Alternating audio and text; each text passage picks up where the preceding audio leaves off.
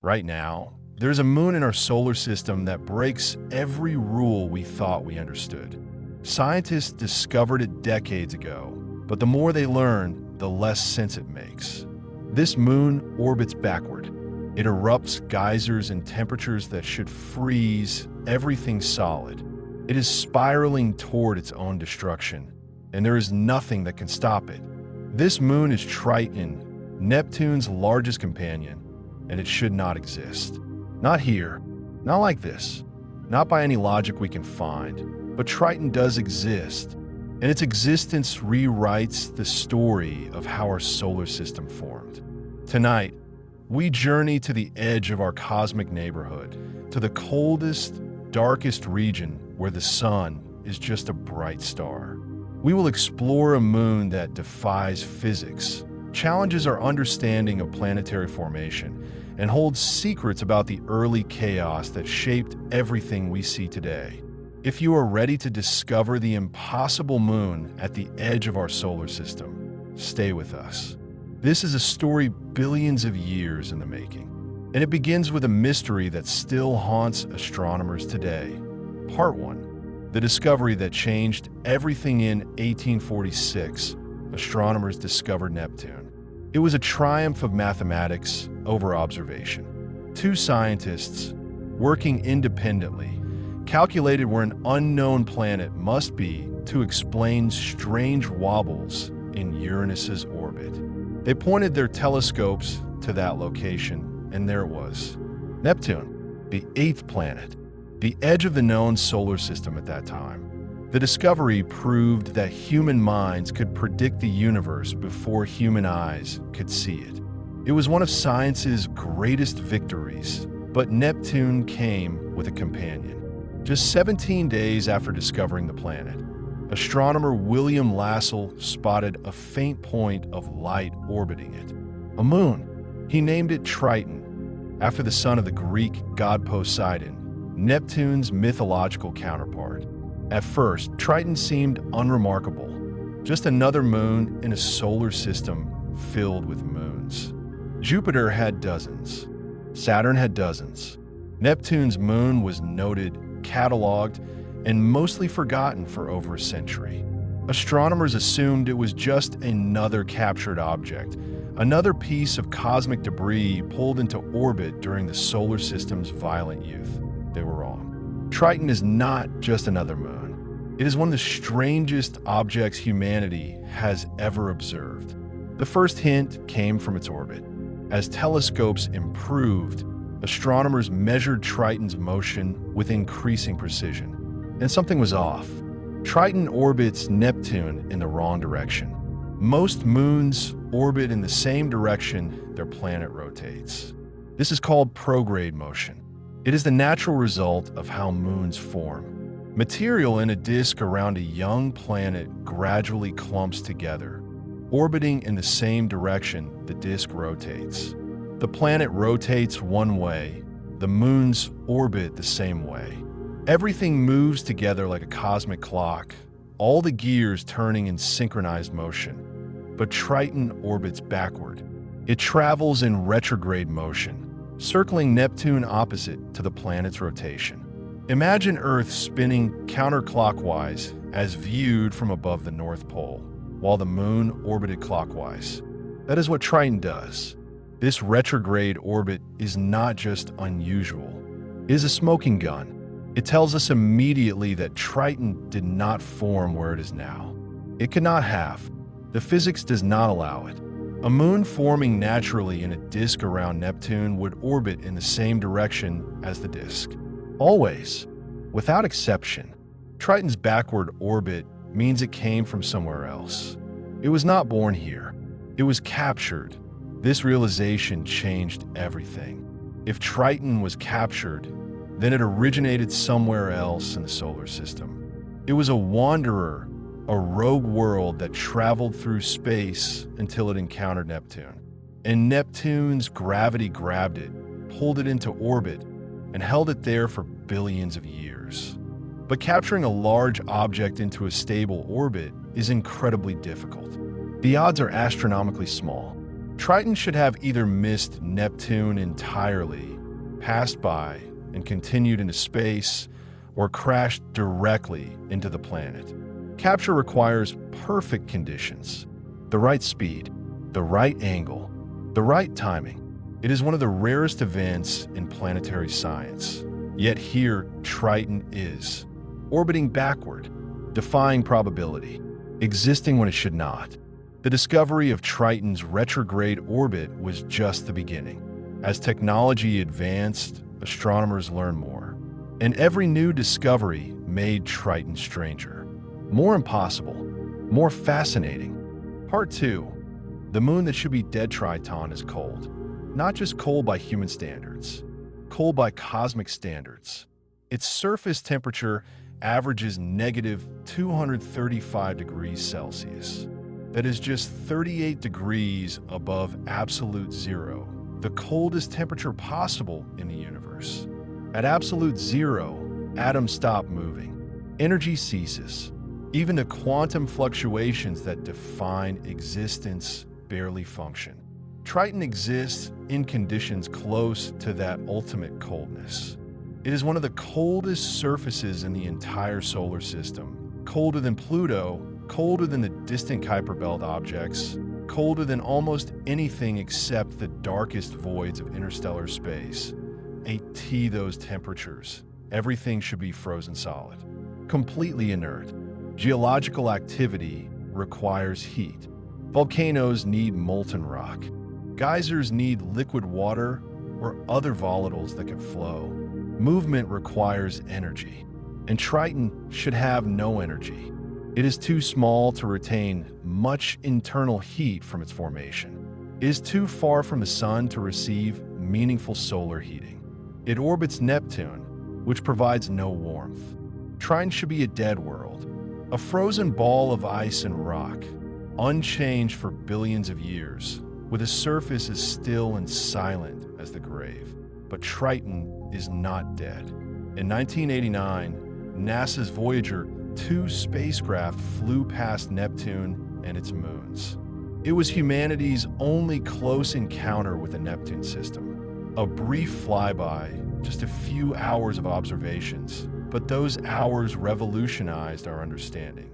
Voyager 2 turned its cameras toward Triton, expecting to see a crater-pocked, ancient surface. What it saw instead shocked the scientific community. Triton's surface was young, smooth in places, with relatively few impact craters. This meant the surface had been resurfaced recently, geologically recently, within the last few million years, perhaps within the last 100 million years. The exact age is hard to determine, but the conclusion is unavoidable. Something is renewing Triton's surface. Something is active, and then Voyager 2 saw the geysers. Dark plumes erupting from Triton's surface, shooting material 8 kilometers into the thin atmosphere. 8 kilometers. That is higher than Mount Everest. These are not small vents. These were powerful eruptions, driven by pressure building beneath the ice. The plumes carried nitrogen gas and dark organic particles, material from beneath the surface being launched into space. Voyager 2 photographed at least 4 active geysers during its brief pass. There may be more. There may be dozens or hundreds across Triton's surface, erupting in cycles we have not yet observed. This was impossible. A world this cold should not have geysers. Nitrogen should be frozen solid at negative 235 degrees Celsius. There should be no pressure, no gas, no eruptions. Yet there they were, visible, undeniable, shooting material into space right in front of Voyager 2's cameras. The scientific team was stunned. They had expected a dead moon. They found a living one, not living in a biological sense, but geologically active, changing, erupting, defying the laws of thermodynamics that say cold things stay cold and dead things stay dead. The mechanism driving these geysers is still debated. The leading theory involves the sun. Even though Triton is nearly 4.5 billion kilometers from the Sun, and even though sunlight there is 900 times weaker than on Earth, it is not zero. Faint sunlight reaches Triton's surface. Most of the surface is bright ice, which reflects nearly all sunlight. But some regions are covered in dark material, possibly organic compounds. These dark patches absorb sunlight. The absorption warms the ice beneath them. Not much, just a few degrees, but that is enough. Beneath the surface ice lies a layer of nitrogen ice. Nitrogen has a low boiling point. Even slight warming can cause it to sublimate, changing directly from solid to gas without becoming liquid. The gas builds pressure beneath the ice. Eventually, the pressure becomes too great. The ice cracks. The nitrogen gas erupts, carrying dark particles with it, shooting 8 kilometers into the sky before falling back to the surface. The eruption releases the pressure. The crack seals. The process begins again. This is called a cryovolcano, a cold volcano, driven not by molten rock, but by volatile ices. But this theory has problems. The amount of sunlight reaching Triton seems too small to drive such powerful eruptions. The efficiency required is almost impossibly high. Some scientists propose that tidal heating contributes. Triton's orbit is not perfectly circular. It is slightly elliptical. As Triton moves closer to and farther from Neptune, tidal forces flex the moon's interior, generating heat through friction. This heat could supplement solar warming, providing the energy needed for the geysers. But Triton's orbit is not very elliptical, so the tidal heating should be minimal. Yet the geysers exist. The math does not fully add up. There is something we are missing, some mechanism we do not understand. Triton is telling us our models are incomplete. The geysers are not the only mystery. Triton's surface is a patchwork of terrains that should not coexist. There are smooth plains of nitrogen ice, featureless and flat. There are cantaloupe terrain regions, bizarre landscapes covered in oval depressions and ridges that resemble the skin of a melon. No other world has terrain like this. Scientists are still arguing about how it formed. There are cryovolcanic features, frozen lakes, and smooth regions that may have been liquid nitrogen oceans millions of years ago. There are impact craters, but not many.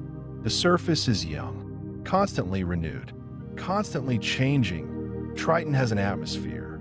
Thin, tenuous, barely there, but exists. Nitrogen gas, with traces of methane and carbon monoxide. The atmospheric pressure at Triton's surface is about 70,000 times thinner than Earth's atmosphere.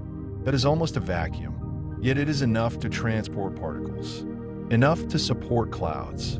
Voyager 2 detected a haze layer above Triton's surface.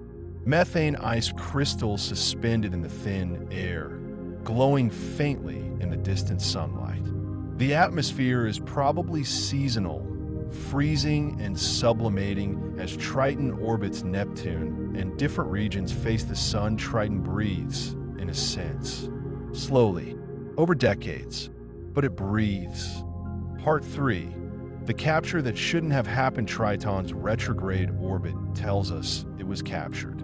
But how do you capture a moon? Gravity alone cannot do it. If a large object approaches a planet, gravity will bend its path, pulling it into a curved trajectory. But unless something slows the object down, it will simply swing around the planet and fly away again. It is like throwing a ball near a basketball. The ball's path bends, but it does not start orbiting. It passes by and continues moving. To capture an object into orbit, you need to remove energy from its motion. You need to slow it down at precisely the right moment, so that its speed drops below escape velocity and it becomes bound to the planet. There are a few ways this can happen. One is atmospheric drag. If the object passes through the planet's atmosphere, the friction slows it down. This works for small meteors, which burn up in Earth's atmosphere. But Triton is massive, with a diameter of 2,706 kilometers. It is larger than Pluto. There is no atmosphere thick enough to slow an object that large. Neptune's atmosphere could not have captured Triton this way. The moon is too big, and it orbits too far from Neptune for atmospheric drag to matter. Another mechanism is a three-body interaction. If Triton was originally part of a binary system, two objects orbiting each other, and this pair encountered Neptune, the planet's gravity could have disrupted the binary. One object could have been flung away at high speed, while the other, losing energy in the interaction, could have been captured into orbit. This is the leading theory for how Triton was captured. It explains how the moon could have slowed down enough to be trapped by Neptune's gravity. But it raises new questions. Where's the other object? Where did it go? Was it ejected from the solar system entirely? Did it crash into Neptune or one of Neptune's other moons? Did it become a comet, now wandering the outer solar system? We do not know. We have not found it. It is a ghost, known only through the mathematics of Triton's capture. The timing of the capture also matters. Triton's orbit has changed dramatically since it was first captured. Initially, the orbit would have been highly elliptical, a long, stretched path that brought Triton very close to Neptune at one end and carried it far away at the other. This elliptical orbit would have caused enormous tidal forces. As Triton swung close to Neptune, the planet's gravity would have pulled on the near side of the moon much more strongly than the far side. This differential gravity stretches the moon, distorting its shape. As Triton moved away, the distortion relaxed. Then it swung close again, and the moon was stretched again. This repeated flexing generated tremendous heat inside Triton, melting its interior. This tidal heating was catastrophic. For millions of years after capture, Triton's interior was molten. The surface would have been a hell's cape of cryovolcanoes, erupting continuously. Nitrogen, water, ammonia, and methane boiled out of the interior, resurfacing the moon over and over. Any original craters were erased. The moon was reborn in fire and ice. This explains why Triton's surface is so young. The capture event reset the geological clock. Everything from before the capture was destroyed. Over time, tidal interactions between Triton and Neptune circularized the moon's orbit. The energy from Triton's elliptical orbit was transferred to Neptune's rotation and to heat inside Triton. The orbit became more circular. The tidal heating decreased. Triton cooled. Today, Triton's orbit is nearly circular, and tidal heating is much weaker. But the process is not stopped. It is still ongoing, and it is driving Triton toward a dramatic fate. Tidal forces are still at work. Triton's orbit continues to circularize, and this process removes energy from the orbit. As energy is removed, Triton's orbit shrinks. The moon is slowly spiraling inward toward Neptune. This inward spiral is inexorable. Every orbit, Triton moves slightly closer to the planet. The effect is tiny, measured in centimeters per year. But over millions of years, it adds up. In about 3.6 billion years, Triton will cross Neptune's Roche limit. The Roche limit is the distance at which tidal forces from a planet become stronger than the gravitational forces holding a moon together. Inside this limit, the planet's gravity pulls on the near side of the moon more strongly than the far side, and the differential force tears the moon apart. Triton is currently outside Neptune's Roche limit, but will not stay there. In 3.6 billion years, give or take a few hundred million, Triton will reach the Roche limit, and Neptune's gravity will rip it to pieces. This destruction will not be instantaneous. First, cracks will form on Triton's surface as tidal stresses exceed the strength of the ice and rock. The cracks will widen. Chunks will break off. These chunks will become individual objects orbiting Neptune in a swarm. Over time, the swarm will spread out, forming a ring around Neptune. The ring will be magnificent, broader, and more massive than Saturn's rings. Particles of ice and rock glittering in the faint sunlight, circling the blue planet. Neptune will wear Triton's remains like a crown, but this beauty is billions of years away. For now, Triton orbits, shrinking its path, marching toward oblivion. There is no escape, no way to stop it. Triton's fate is sealed by the same tidal forces that captured it. The moon that should not exist is also the moon that cannot survive. Part 4. The stolen dwarf planet. If Triton was captured, where did it come from? The answer lies beyond Neptune in the Kuiper Belt. This is a vast region of icy bodies orbiting the sun beyond the planets. Pluto is the most famous Kuiper Belt object, but it is just one of thousands. These objects are leftovers from the solar system's formation, material that never coalesced into planets. They are frozen, ancient, unchanged for billions of years. They are time capsules from the birth of our cosmic neighborhood. Triton size and composition match Kuiper Belt objects. It has a similar density, a similar mixture of rock and ice, similar surface features. Triton looks like Pluto. In fact, Triton and Pluto are remarkably similar. Both are about the same size, with diameters around 2,700 kilometers. Both have nitrogen ice on their surfaces. Both have thin atmospheres made mostly of nitrogen. Both have geological activity despite being far from the sun. If you placed images of Triton and Pluto side by side, you might struggle to tell them apart. They are twins, separated by billions of years and billions of kilometers. This similarity is not a coincidence. Triton and Pluto likely formed in the same region of the early solar system. They are siblings, born from the same material in the same neighborhood. Pluto stayed where it formed. Triton did not. Something sent Triton wandering inward into the realm of the giant planets. Eventually, it encountered Neptune, and its fate was sealed. What sent Triton wandering? We do not know for certain. The early solar system was chaotic.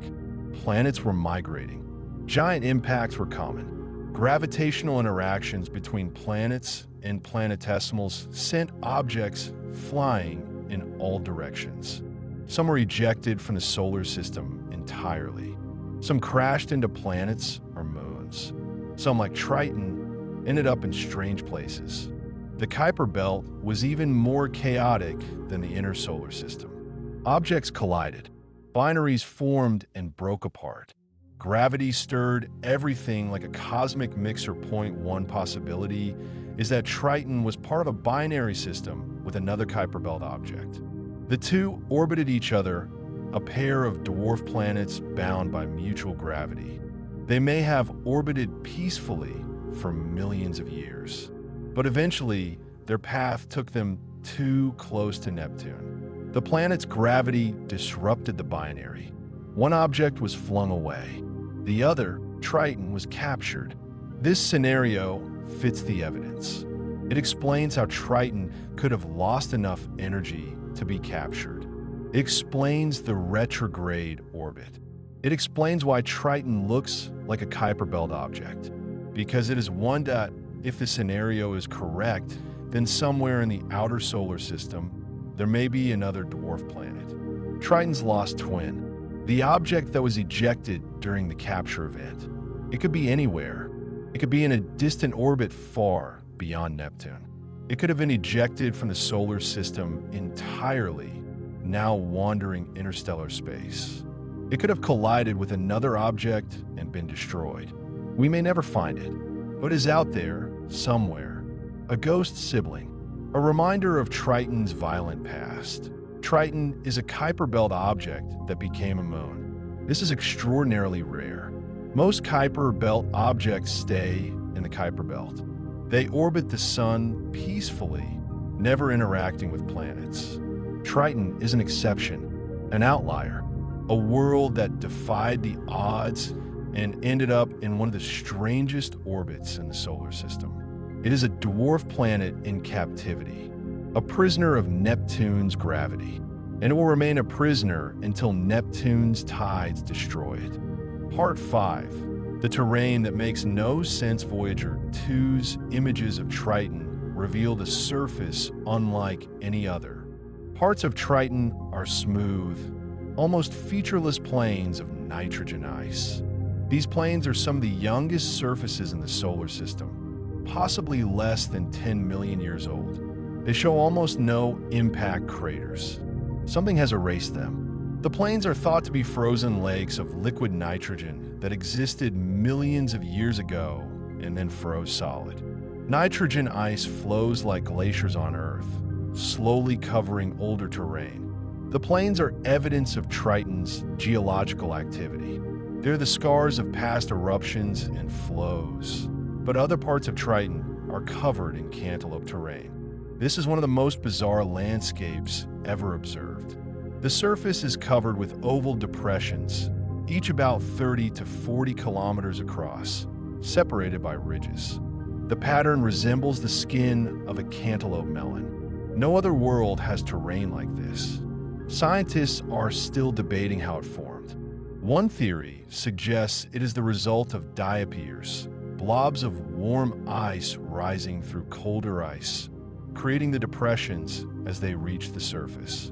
Another theory proposes that it is the result of tidal heating during Triton's early days in Neptune's orbit, when the moon's interior was molten and the surface buckled and cracked. There are also long, linear features called sulci, grooves that stretch for hundreds of kilometers across Triton's surface. These may be cracks formed by tidal stresses or by the freezing and expansion of subsurface materials. There are regions called maculae, dark spots on the surface that may be deposits of organic material brought up by cryovolcanic eruptions. The variety of terrain types suggests a complex geological history. Triton has been resurfaced multiple times. Different processes have operated at different times, each leaving its mark. That Triton's surface is also remarkably bright. It reflects about 70% of the sunlight that hits it. This is called a high albedo. Only fresh snow on Earth has a comparable albedo. Triton's brightness comes from the nitrogen ice covering much of the surface. This ice is constantly refreshed by sublimation and redeposition, keeping the surface clean and bright. The high albedo means Triton absorbs very little sunlight, which keeps it cold. If Triton's surface were darker, it would absorb more heat and might be even more geologically active. The combination of smooth plains, cantaloupe terrain, sulci, maculae, and bright ice creates a surface that looks like a patchwork quilt. Every region tells a different story. Every feature is a clue to Triton's past. But piecing together the full story is difficult. We have only seen about 40% of Triton's surface. Voyager 2's flyby was brief, and the spacecraft trajectory only allowed imaging of one hemisphere. The other hemisphere remains a mystery. What is there? More smooth plains? More cantaloupe terrain? Entirely new features we have never seen before? We do not know. Triton's far side is one of the unexplored regions of our solar system. Part 6. The atmosphere that shouldn't stay. Triton has an atmosphere, but should not. The moon's gravity is weak, only about 8% of Earth's gravity. The atmosphere is made mostly of nitrogen, with traces of methane and carbon monoxide. Atmospheric particles are constantly escaping into space. Triton's weak gravity cannot hold them. The sun's ultraviolet radiation breaks apart nitrogen molecules, giving them enough energy to escape. Solar wind, the stream of charged particles flowing from the sun, strips away atmospheric gas. Over time, Triton's atmosphere should disappear, yet it persists, The atmosphere persists because it is constantly replenished. Nitrogen ice on Triton's surface sublimates, turning directly from solid to gas. This sublimation happens whenever a region of the surface is exposed to sunlight. The gas rises into the thin atmosphere, replacing what is lost to space. The atmosphere is in equilibrium, constantly being lost and constantly being replenished. But this equilibrium is fragile. It depends on the balance between sublimation and escape. Change one variable, and the atmosphere could vanish or thicken dramatically. Triton's atmosphere varies seasonally. As Triton orbits Neptune, different regions of the surface face the sun. When the South Pole faces the sun, southern nitrogen ice sublimates, thickening the atmosphere. When the South Pole enters darkness, the nitrogen freezes out and the atmosphere thins. These seasonal changes occur over decades because Neptune takes 165 Earth years to orbit the Sun. Triton's seasons last about 40 years each. During southern summer, the atmosphere can double in thickness. During winter, it can nearly disappear. Triton's atmosphere breathes with the seasons. Methane in the atmosphere creates a haze layer about 30 kilometers above the surface. This haze is made of methane ice crystals. Solar ultraviolet radiation breaks apart methane molecules, and the fragments recombine into complex organic compounds. These compounds form tiny particles that scatter light, creating the haze. The haze gives Triton's atmosphere a faint glow when viewed from space. It also traps some heat, creating a weak greenhouse effect. Without the haze, Triton would be even colder. The atmosphere is so thin that standing on Triton's surface would feel like standing in a vacuum. You would need a spacesuit.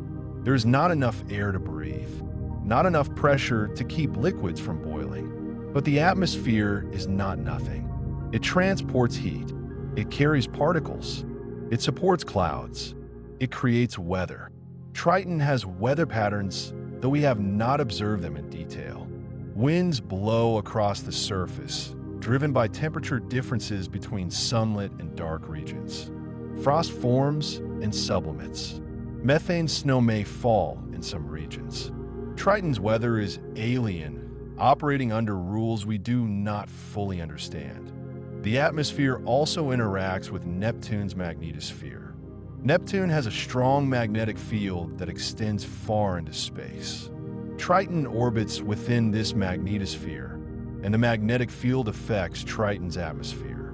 Charged particles from the solar wind funnel along magnetic field lines and strike Triton's atmosphere, ionizing molecules and creating a faint glow called an ionosphere.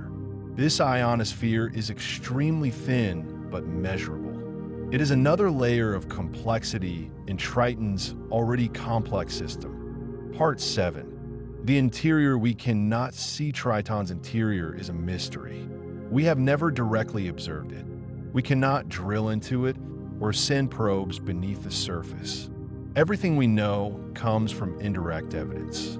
Triton's mass and size tell us its average density.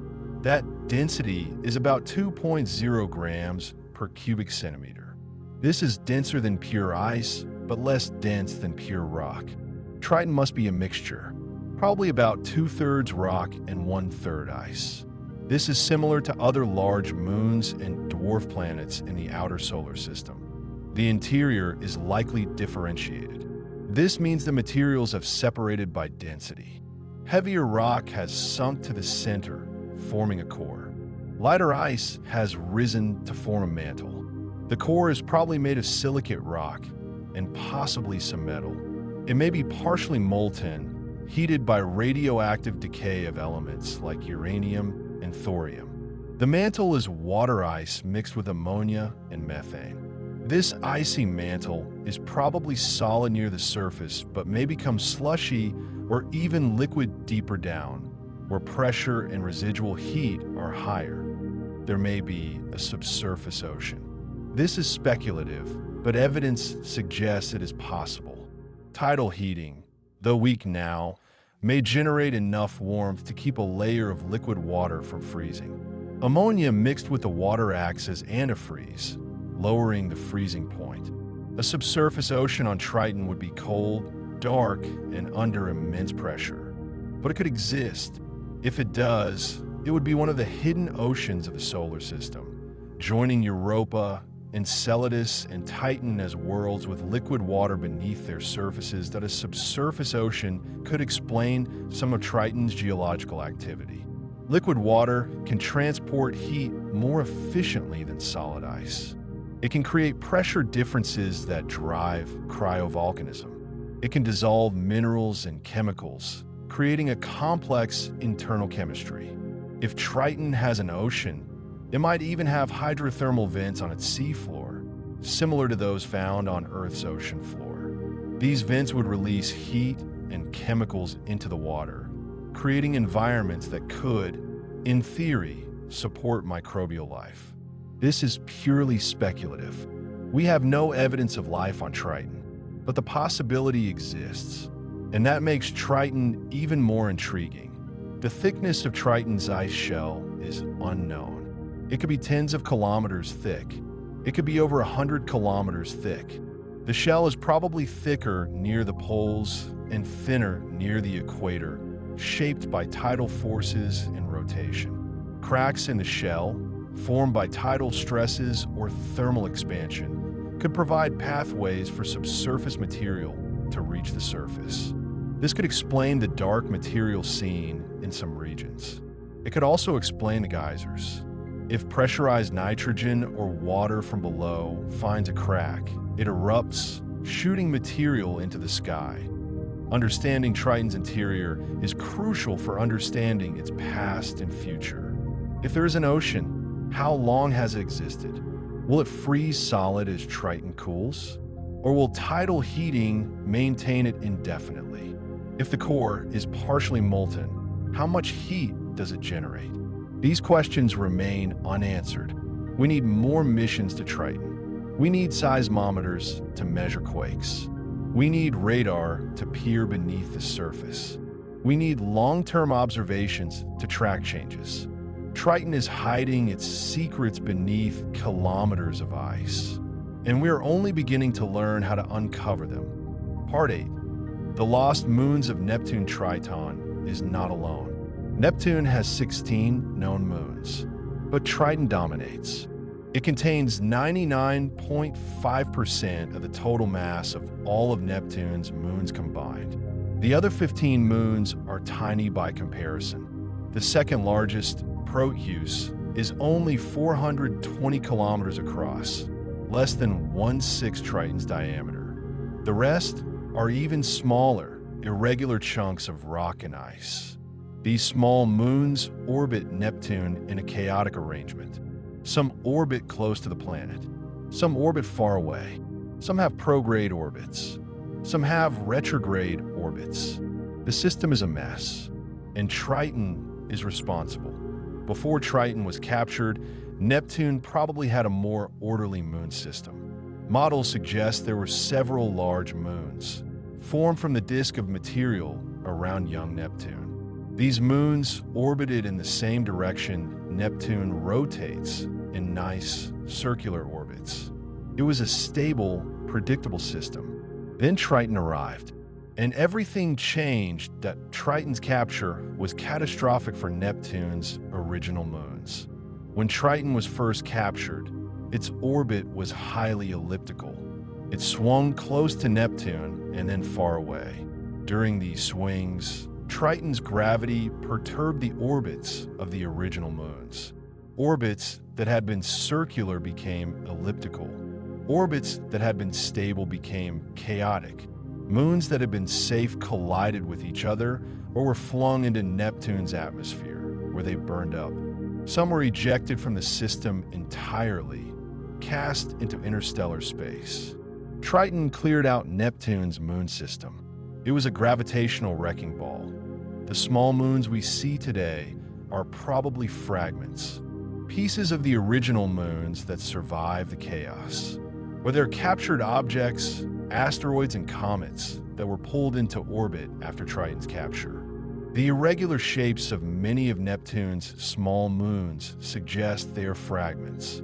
They are not round. They are lumpy and asymmetric, the result of violent collisions. These moons are the survivors, the remnants of a system that was destroyed and never fully recovered. Triton's dominance also affects the moon's future. Proteus, Neptune's second-largest moon, orbits inside Neptune's Roche limit. It is close enough to Neptune that tidal forces should tear it apart. But Proteus is held together by its internal strength. It is not a pile of rubble. It is a solid object, strong enough to resist tidal disruption. For now. But Proteus is also spiraling inward just like Triton. In about 10 to 100 million years, Proteus will either break apart or crash into Neptune. It will not survive. Neptune's inner moon system is doomed. The outer moons are safer. They orbit far from Neptune, beyond Triton's gravitational reach. These moons have irregular orbits, some prograde, some retrograde. They were probably captured independently, pulled in by Neptune's gravity at different times. They are not at risk of tidal destruction, but they're also not particularly interesting. They are small, dark, and inert. They are afterthoughts compared to Triton. Triton is the king of Neptune's moons.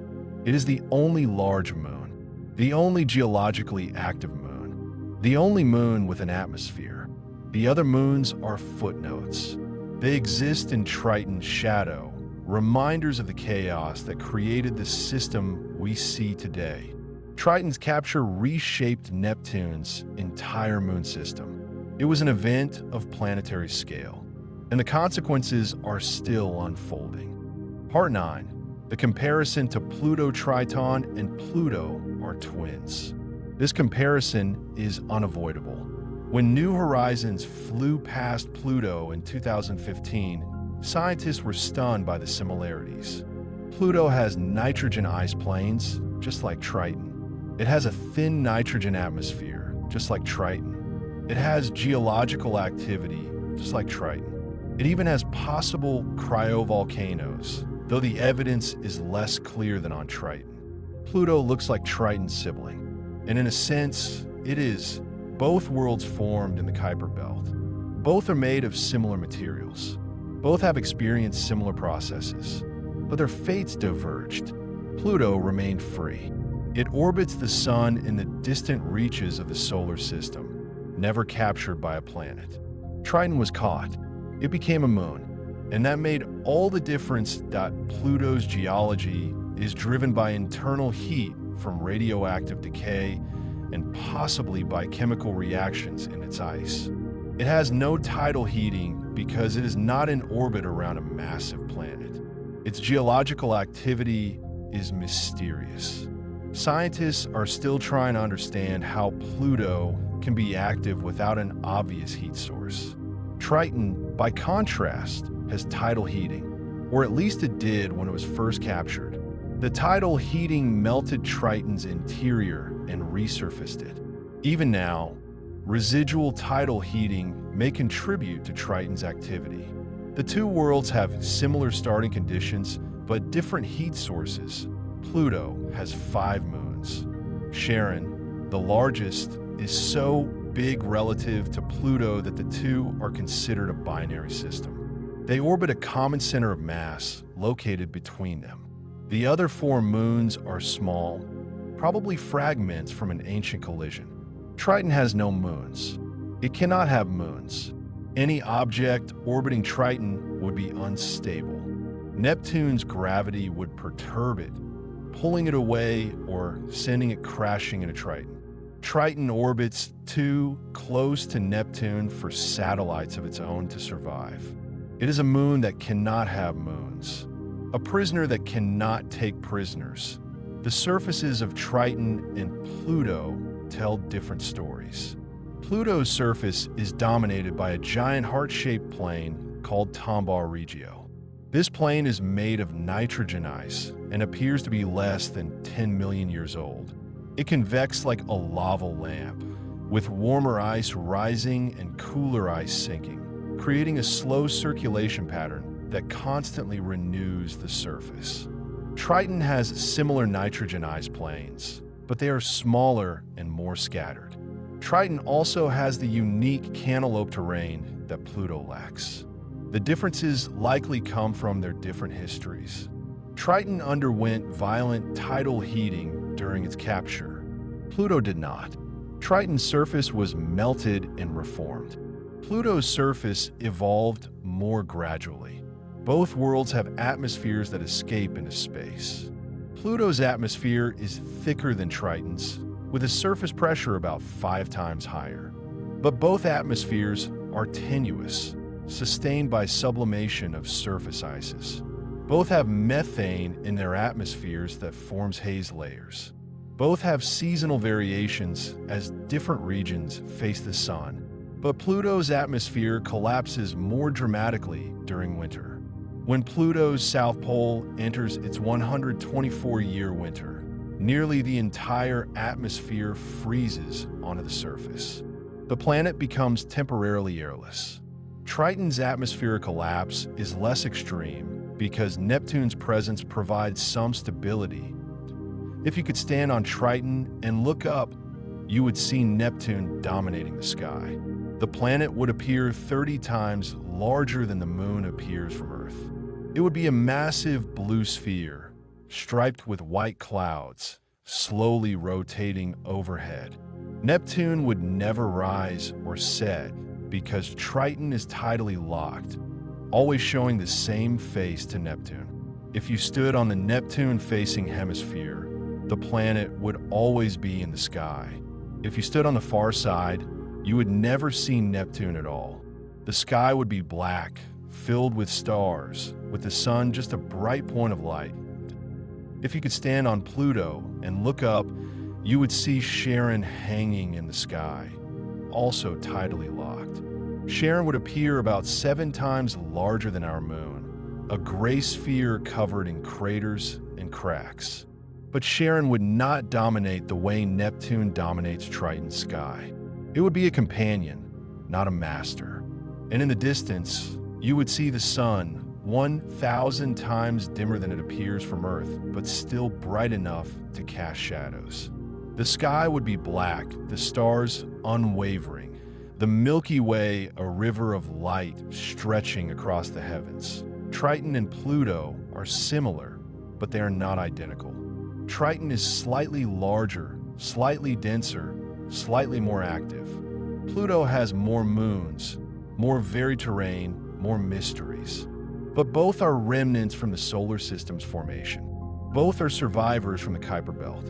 And both remind us that the outer solar system is not dead or boring. It is dynamic, complex, and full of surprises. Part 10. What Triton teaches us about planet formation Triton's existence tells us that the early solar system was far more chaotic than we once believed. The orderly picture of planets forming in neat orbits from a disk of material is too simple. Reality was violent. Planets migrated, orbits crossed, objects collided or were ejected. The solar system we see today is the survivor of billions of years of chaos. And Triton is evidence of that chaos. The capture of Triton required precise conditions. Triton had to be traveling at the right speed. It had to approach Neptune at the right angle. It had to interact with another object, probably its binary partner, at exactly the right moment to lose enough energy to be captured. The odds of all these conditions aligning are incredibly small. It happened. This tells us that unlikely events are not impossible. Given enough time and enough objects, even rare events occur. Triton is proof that the solar system has had billions of years to beat the odds that Triton's capture also tells us about the early populations of the Kuiper Belt. For Triton to be captured, there had to be many large objects wandering through the outer solar system. Binary systems like the one Triton probably came from must have been common. This matches what we see in the Kuiper Belt today. Many Kuiper or belt objects are in binary pairs. Pluto and Charon are a binary. Many other dwarf planets have companions. The outer solar system is full of pairs. Triton was probably one of these pairs. The fact that it was captured suggests there were many encounters between large objects and planets. Most encounters resulted in nothing. A few resulted in captures. Triton is the survivor we can see. The destruction of Neptune's original moons tells us that moon systems are not permanent. They can be disrupted. They can be destroyed. The moons we see around the giant planets today may not be the original moons. They may be second or third generations, formed after earlier systems were cleared away. This has implications for understanding other planetary systems. When we discover exoplanets with moons, we should not assume those moons formed in place. They may be captured objects. They may be fragments of destroyed moons. Every system has a history, and that history may be violent. Triton's geological activity tells us that small worlds can remain active for billions of years. We used to think that only large bodies could sustain geological activity. Earth is active because it is large and retains internal heat. Mars is mostly dead because it is smaller and cooled faster. But Triton is smaller than Mars, and it is active. This means size is not the only factor. Tidal heating matters. Orbital dynamics matter. Composition matters. Triton has shown us that we cannot dismiss small worlds as dead. We must examine them closely. They may surprise us. Triton also teaches us that the boundary between moons and dwarf planets is arbitrary. Triton is a dwarf planet that happens to orbit a planet instead of the Sun. If Neptune had not captured it, Triton would be classified as a dwarf planet today, just like Pluto. The only difference is orbital dynamics. This raises questions about how we classify objects. Should Triton be considered a moon or a captured dwarf planet? Does it matter? Scientifically, the classification is less important than understanding the object's history and properties. But philosophically, Triton challenges our categories. It blurs the lines between moons and planets. It reminds us that nature does not care about human labels. Part 11. The missions we never sent since Voyager 2's flyby in 1989. No spacecraft has returned to Neptune or Triton. For over 3 decades, our knowledge has been frozen at that one brief encounter.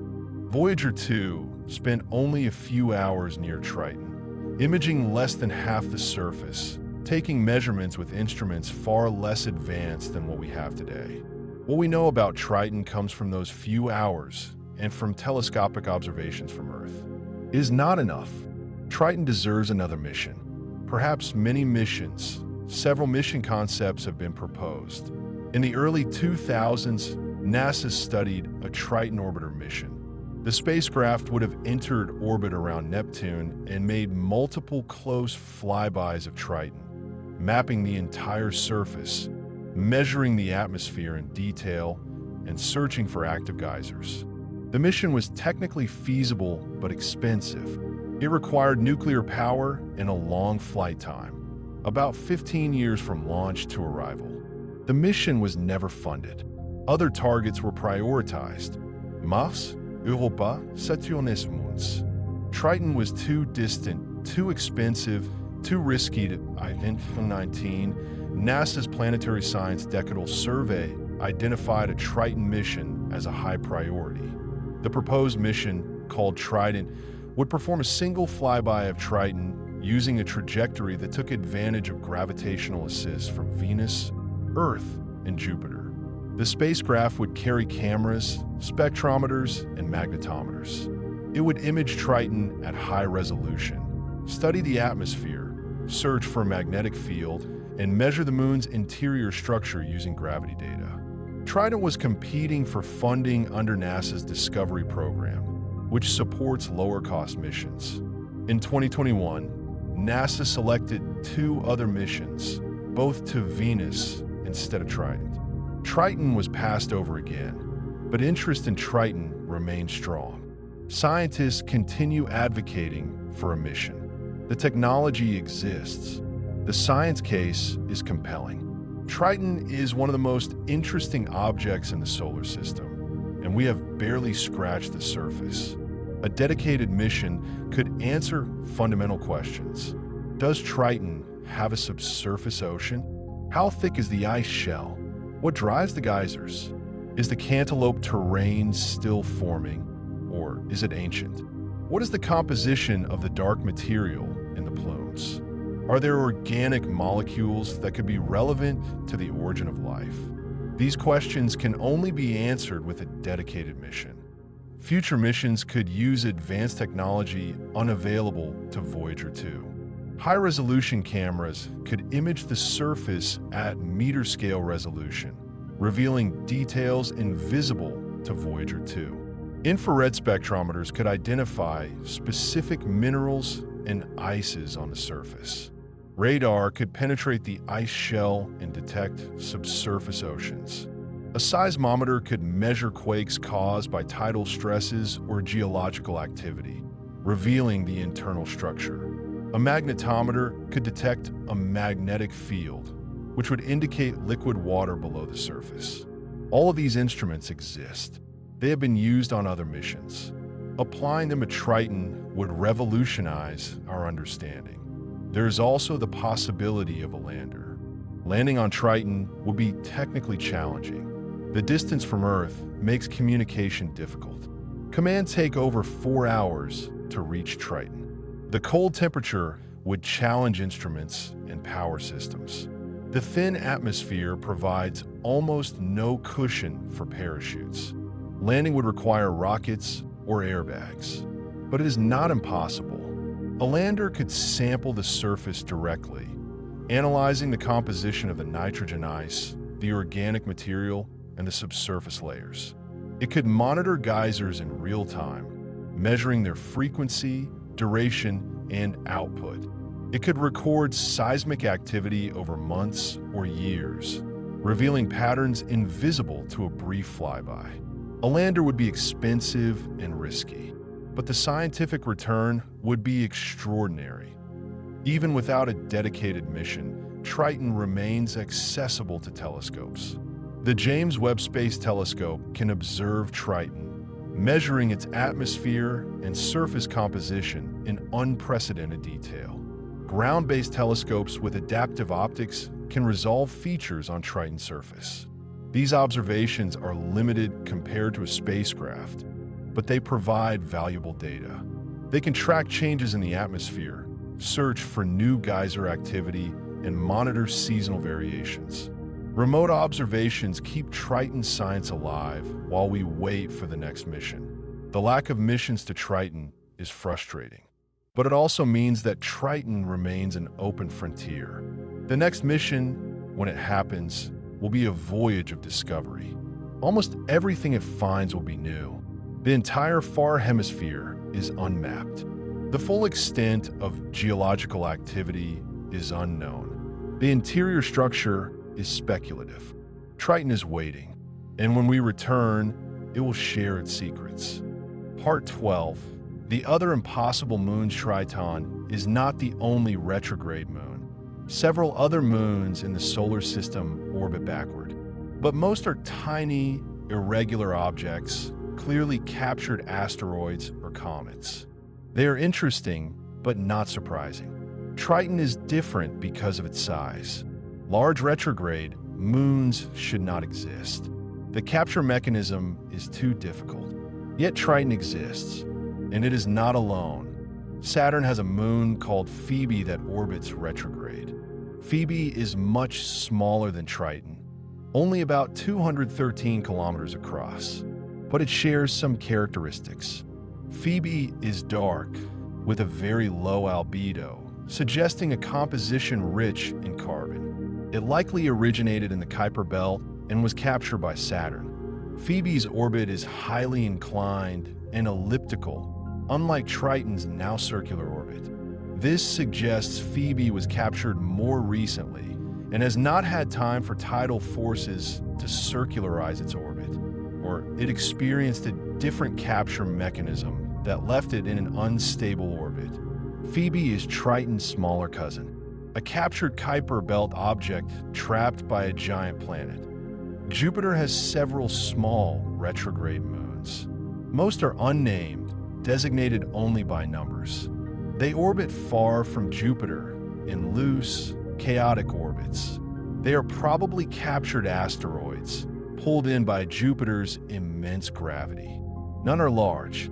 None are geologically active. They are inert chunks of rock, ancient and unchanging. They are not comparable to Triton, but they remind us that capture is not unique to Neptune. All the giant planets have captured moons.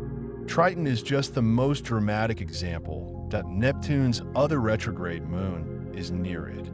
Nereid is small, about 340 kilometers across, and has one of the most eccentric orbits of any moon. Its distance from Neptune varies from 1.4 million kilometers to 9.7 million kilometers.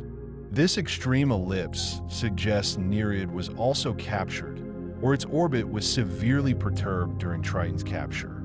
Some scientists believe Nereid was originally a regular moon of Neptune that was thrown into a chaotic orbit when Triton arrived. Others believe Nereid is a captured object unrelated to Triton. The truth is uncertain. Nereid is another mystery, overshadowed by Triton, but interesting in its own right. What makes Triton unique is not just that it was captured. It is that it survived. Most captured objects crash into their planet or are ejected. Triton found a stable orbit. It circularized that orbit over billions of years. It became a permanent part of Neptune's system, and despite being captured, it remains geologically active. It is not a dead relic.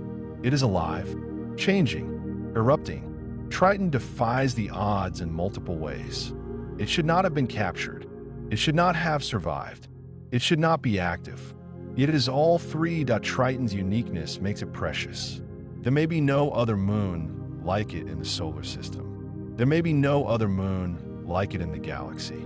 Captured large moons with geological activity are probably extremely rare.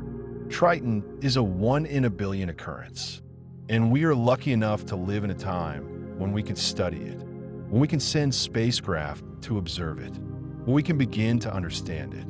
Triton is a gift from the chaotic early solar system, a reminder that improbable events do happen, and when they do, they create wonders. Part 13.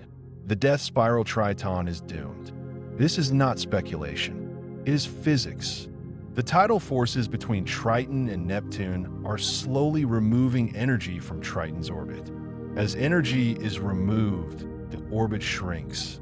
Triton moves closer to Neptune. Currently, Triton orbits at about 354,800 kilometers from Neptune's center. That is about 14 times Neptune's radius. Every year, Triton's orbit shrinks by a few centimeters. The effect is tiny, unnoticeable on human timescales, but over millions and billions of years, it adds up that Neptune's Roche limit, the distance at which tidal forces will tear Triton apart, is about 2.5 times Neptune's radius, or roughly 62,000 kilometers from the planet's center. Triton is currently well outside this limit, but is moving inward. In about 3.6 billion years, Triton will reach the Roche limit, and the destruction will begin. The process will not be sudden. Triton will not simply explode. Instead, cracks will form on the surface as tidal stresses exceed the structural strength of the ice and rock. These cracks will widen over thousands or millions of years. Eventually, large chunks will break off. These chunks will continue orbiting Neptune independently, forming a swarm of debris. The swarm will spread out along Triton's former orbit, creating a ring. Over time, collisions between the debris will grind the chunks into smaller pieces. Dust and pebbles will replace boulders. The ring will spread both inward and outward, some materials spiraling down into Neptune's atmosphere, some drifting outward into higher orbits. The process will take tens of millions of years, but eventually, Triton's remains will form a magnificent ring system around Neptune. The ring will be far more massive than Saturn's rings. It will be made of trillions of particles, each reflecting sunlight, creating a brilliant band encircling the blue planet. But 3.6 billion years is a long time. For context, 3.6 billion years ago on Earth, life was just beginning to form complex cells. Dinosaurs did not appear until 230 million years ago. Human civilization is only about 10,000 years old. Triton has 360 times longer than all of human history before its destruction. This gives it time to cool, time for its geological activity to slow, time for its atmosphere to freeze out. By the time Triton reaches the Roche limit, it may be a cold, dead world, or it may still be erupting, a dying moon fighting against the inevitable. There is no way to stop Triton's inward spiral. Tidal forces are inexorable. They operate continuously, without pause. Triton cannot escape. It cannot reverse course. Its fate was sealed the moment it was captured. The same tidal forces that melted its interior and created its geological activity are now driving it toward destruction. Triton is a moon on borrowed time. But from a cosmic perspective, Triton's destruction is not tragic. It is transformation. The material that makes up Triton will not vanish. It will become a ring, and eventually, that ring may coalesce into new moons. Small, irregular moons formed from Triton's remains, where the material may spiral into Neptune, adding to the planet's mass. Or it may be ejected into space by gravitational interactions, becoming new asteroids or comets. Triton will not end. It will change. It will become something else. This is the nature of the universe. Nothing is permanent. Everything transforms. Part 14. What lies beneath the greatest mystery of Triton is what we cannot see. The interior, the subsurface, the hidden ocean that may or may not exist. If Triton has a subsurface ocean, it would be one of the most important discoveries in planetary science. Liquid water is essential for life as we know it. An ocean beneath Triton's ice would be a potential habitat. Cold, dark, and under crushing pressure, but potentially habitable.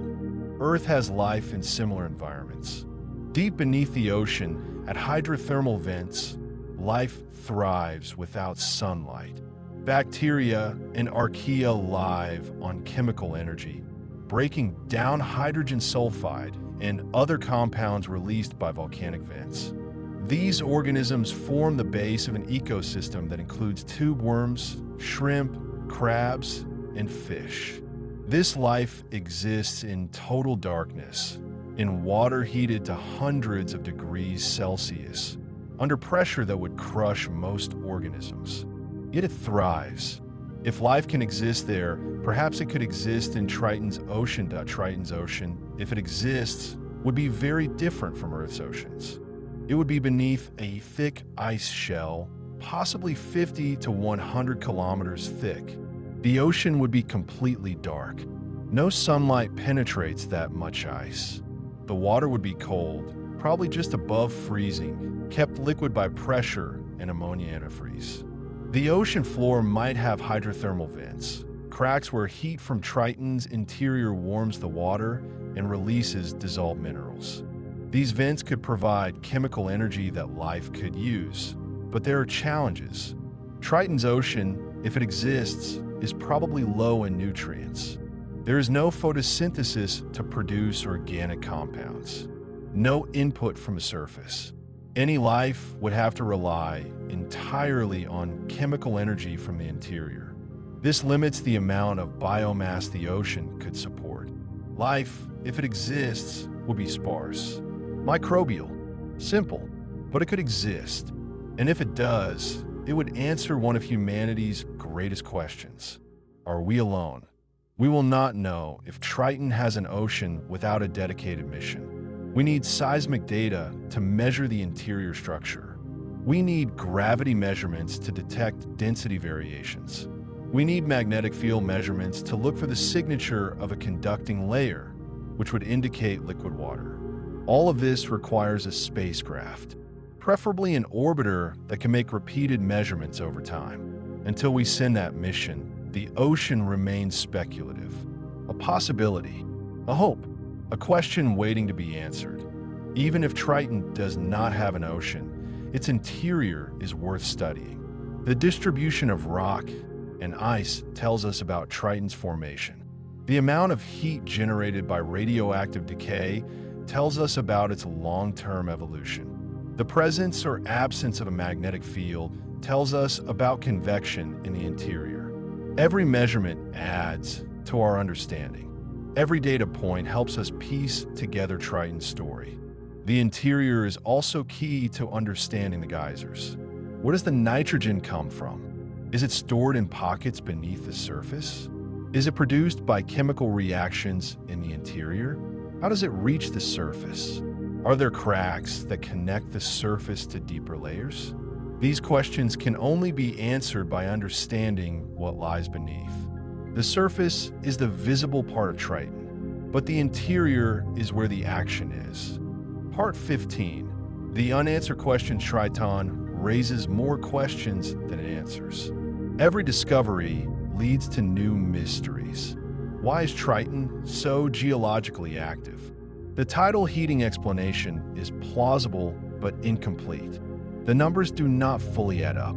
There must be additional heat sources or mechanisms we do not understand. Is there ongoing chemical activity in the interior? Are there phase changes in the ice that release energy? Is there something about Triton's composition that makes it more active than expected? We do not know. Why does Triton have cantaloupe terrain? This bizarre landscape is unique in the solar system. The leading theories involve diapirs or tidal heating, but neither fully explains the observations. The oval depressions are too regular, too uniform. They look almost artificial, though they are certainly natural. What process creates such consistent patterns? Why do we not see similar terrain on other icy moons? Triton is hiding something about how its surface forms and evolves. What happened to Triton's binary partner? If Triton was captured through a three-body interaction, there should be another dwarf planet somewhere.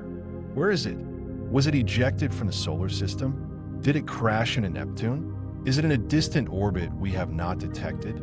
Finding Triton's lost twin would confirm the capture scenario and provide insights into the early solar system. But we have no idea where to look. How long has Triton been active?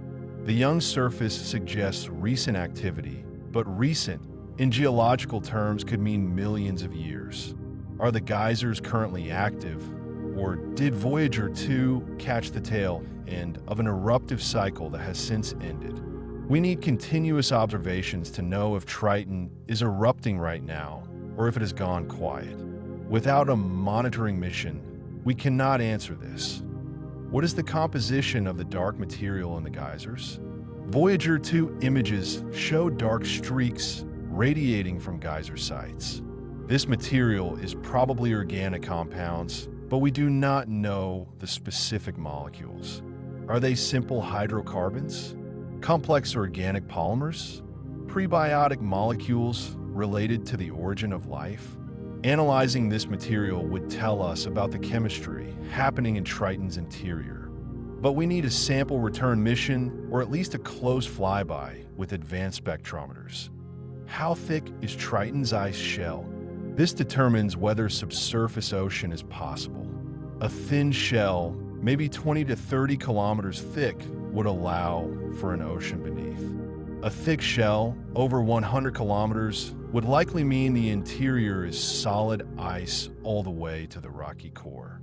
We need seismic data or radar soundings to measure the shell thickness. Until we have that, the ocean remains speculative.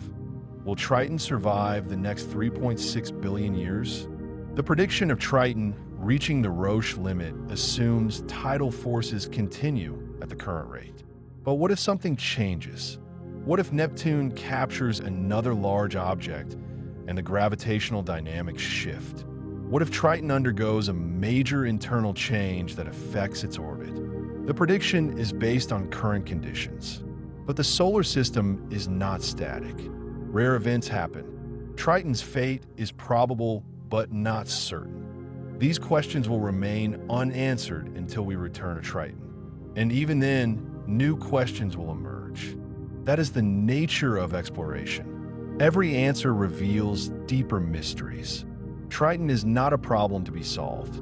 It is a world to be understood. And understanding takes time, missions, data, and patience. Closing. The moon that defies logic Triton should not exist. It should not have been captured. The odds were too small. It should not have survived. Most captured objects crash or escape. It should not be active. It is too cold, too far from the sun, too small to retain heat. It should not have an atmosphere. The gravity is too weak to hold one. It should not have geysers. There is not enough energy to drive them. Yet Triton does all of these things. It exists in defiance of probability and physics. It is the impossible moon at the edge of our solar system. Triton is a reminder that the universe does not follow the rules we expect. Nature is more creative, more surprising, more complex than our models predict. We look at Triton and see a world that should not be, but it is, and that forces us to rethink our assumptions, to refine our theories, to admit that we do not know everything. Triton is humbling. It tells us that even in our own solar system, in our own cosmic neighborhood, there are mysteries we have barely begun to understand. Triton is also a reminder that rare events shape the universe. The capture of Triton was improbable, but improbable does not mean impossible. Given enough time, given enough opportunities, even the unlikely becomes inevitable. Triton is proof that the solar system has had billions of years to beat the odds. And sometimes the odds lose. What emerges is something extraordinary, something unexpected, something beautiful. Triton is beautiful, not in the conventional sense. It is cold, hostile, and deadly, but it is beautiful in its complexity, in its activity, in its defiance. The geysers shooting nitrogen gas into the thin atmosphere. The smooth plains of nitrogen ice. The cantaloupe terrain unlike anything else in existence. The thin haze glowing faintly in the distant sunlight. The massive blue planet hanging in the sky, dominating the view. Triton is a world of contrasts and contradictions, and it is stunning. Triton is also tragic. It is a moon on a death spiral. Every orbit brings it slightly closer to Neptune. Every million years, the distance shrinks measurably. In 3.6 billion years, Triton will be torn apart. It will cease to exist as a moon. Its remains will form rings, and those rings will eventually fade. Triton's time is limited. It is dying slowly and inexorably, but that death is billions of years away. For now, Triton lives. It erupts. It changes. It exists that we are fortunate to live in an era when we can study Triton, when we can send spacecraft to observe it, when we can use telescopes to watch it from afar. In the billions of years of the solar system's history, humans have existed for only the tiniest fraction. And in that tiny fraction, we have developed the technology to reach across billions of kilometers and touch Triton with our machines and our minds. We are witnesses to Triton's story. We are chroniclers of the impossible moon. Triton will outlast us. Humanity may be gone long before Triton reaches the Roche limit. Our species may evolve into something else. Our civilization may rise and fall multiple times. The Earth itself may become uninhabitable, but Triton will still be there. orbiting Neptune, spiraling inward, erupting geysers into the darkness. It will continue its journey toward destruction, indifferent to whether anyone is watching. But right now, we are watching. We are asking questions. We are seeking answers. We are trying to understand this moon that should not exist but does. And in that seeking, we are doing something profoundly human. We are exploring, not for survival, not for resources, but for knowledge, for wonder, for the simple desire to know what is out there. Triton is out there, and it is waiting for us to return point one day. We will. One day, a spacecraft will enter orbit around Neptune. It will turn its cameras toward Triton. It will map the entire surface, not just the hemisphere Voyager 2 saw. It will measure the atmosphere in detail. It will search for a subsurface ocean. It will watch the geysers erupt in real time. It will send back data that will fill in the gaps in our knowledge. And we will learn. We will understand Triton better. But we will also find new mysteries, new questions, because that is what exploration does. It is not in questions. It deepens them. Until that day comes, Triton remains the impossible moon, the captured dwarf planet, the geologically active ice ball, the backward orbiter, the moon that should not exist. But it does, and that is enough. It exists. It challenges us. It inspires us. And it reminds us that the solar system, our home, is full of wonders we have yet to discover. Close your eyes now. Picture Triton in your mind, a small, bright sphere hanging in the darkness. Neptune looms above, massive and blue. The sun is a distant star, barely brighter than the others. Geysers erupt in slow motion, shooting nitrogen gas into the black sky. The ice plains shimmer faintly. The cantaloupe terrain stretches to the horizon in patterns that make no sense. And somewhere beneath the ice, perhaps, an ocean waits. Dark, cold, silent, but full of possibility. Triton is there, right now, at this moment, orbiting Neptune, erupting, living, dying, existing in defiance of everything we thought we knew. It is 4.5 billion kilometers away, but it is real as the ground beneath you, as real as the air you breathe. Triton is part of our solar system, part of our cosmic home, and it is impossible, yet it exists. Sleep now. Let the impossibility of Triton fill your dreams. Let the mystery wash over you. Let the wonder calm your mind. Triton will still be there tomorrow, and the day after, and for billions of years to come. It is patient, it has time, and so do we. The universe is vast. The mysteries are endless, and Triton is just one of them. One impossible moon among countless wonders. But it is ours, and it is waiting. Good night. Rest well, and remember, the impossible exists. You just have to look far enough to find it.